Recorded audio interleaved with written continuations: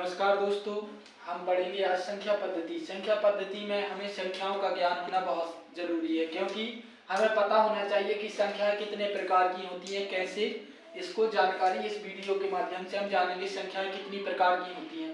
जैसे प्राकृतिक संख्याएं एक से स्टार्ट होती हैं, 1 2 3 4 अनंत तक जाती हैं, इसे n के द्वारा दर्शाते हैं। फिर अगला पूर्ण संख्याएं W द्वारा प्रदर्शित करते हैं। वे संख्याएं जो 0 से स्टार्ट होकर अनंत तक जाती हैं, जैसे 0 1 2 3 4 5 डॉट डॉट अनंत तक जाए, उसे कहते हैं पूर्ण संख्या कहते हैं। पूर्णांक संख्या जैसे I के द्वारा प्रदर्शित करते हैं। पूर्णांक संख्या वे संख्या जो माइनस अनंत से लेके प्लस के अनंत तक जाए, उसे हम क्या कहते हैं? पूर्ण संख्या। पूर्णांक संख्या में 0 भी शामिल होता है। और फिर आता है सम संख्याएं वे संख्याएं कहलाती हैं, जैसे 2 4 6 8 10 जे सम संख्याएं अनंत तक जाए, उसे क्या कहते हैं? सम संख्याएं। जिसमें 2 का भाग चला जाए, 4 का भाग, यानी किसी भी संख्या से विभाजित हो, उसे कहते हैं सम संख्याएं।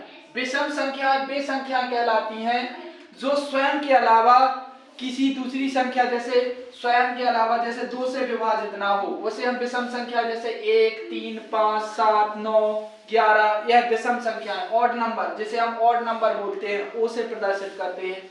अगला है अभाज्य संख्याएं वे संख्याएं कहलाती हैं, वे संख्याएं जो स्वयं के अलावा किसी तीसरी संख्या से, या तो 1 से उससे विभाजित हो या स्वयं से वह तीसरी संख्या से विभाजित ना हो, उसे हम कहते हैं अभाज्य संख्या। जैसे 2 3 5 7 11 13 17, इस प्रकार से।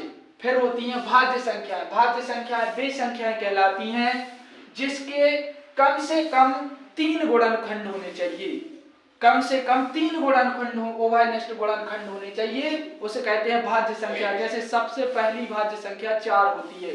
4 में 1 का भी भाग जाता है, 2 का भी भाग जाता है और 4 का भी भाग जाता है, यानी कितने गुणनखंड हुए? 4 के 3 गुणनखंड हुए। इसीलिए भाज्य संख्या क्या कहलाती है? जिसमें लगभग कम से कम 3 गुणनखंड होने चाहिए उस संख्या के। और सह अभाज्य संख्याएं वे संख्याएं कहलाती हैं वह जोड़ा जिसमें एक के अलावा कोई भी अंक उभयनिष्ठ ना हो। जैसे हम कहें 3 और 5 में बताओ, 1 के अलावा कोई भी उभयनिष्ठ नहीं है। जैसे हम 7 और 9 को लिख दें, बताओ इसमें 1 के अलावा कोई उभयनिष्ठ नहीं है।